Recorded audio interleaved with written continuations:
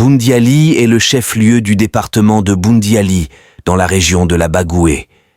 La ville est située entre Korogo et Kouto à l'est, Madinani à l'ouest, Séguéla et Mankono au sud, et Tingrela et Minignan au nord.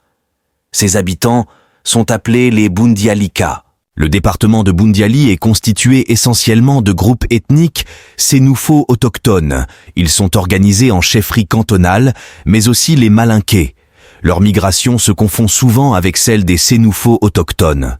Et majoritaires dans le département, ce sont les commerçants, appelés communément par les sénoufo Djoula ou pour d'autres Djoulaba. Djoula qui signifie commerçant et Djoulaba qui signifie gros commerçant ou grand commerçant. Il ressort que le fondateur du chef-lieu du département de Boundiali fut un chasseur nommé Nyambaga Ganon, ressortissant de Tioro, localité située dans la sous-préfecture de Kouto étranger. Dans la région dès son arrivée, il aurait demandé refuge chez Nouro Mouélé, chef de terre du village de Mouélé, sur le territoire du canton Kassamblé. Mais très prudent, le chef Nouro Mouélé, lui-même chasseur, ordonnera à son vassal Nambala Pienri d'installer son hôte à Gnangnon, petit village, situé à 5 km du chef-lieu de la commune de Boundiali. Durant plusieurs années de vie communautaire, Nambaga Ganon ne sera jamais intégré.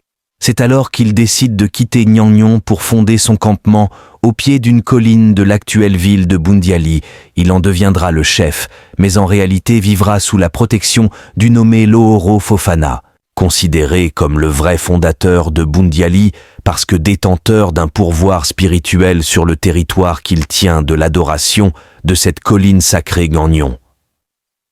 En fait, Nambaga Ganon était considéré comme le chef de village. Quant à son administration, elle relevait de la compétence de Lohoro Fofana, chef des terres. Au cours d'une randonnée, Nambaga Ganon découvrir un tambour fraîchement taillé séchant au pied de la montagne. Très ému et surpris par cette découverte insolite, il fit l'interjection suivante.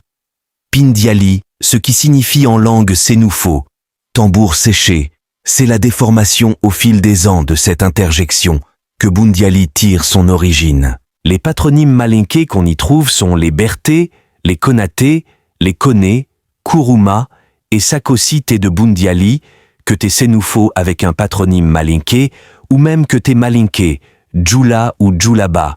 Cite ton nom de famille en commentaire. Pour plus de vidéos, abonnez-vous, aimez, commentez et partagez.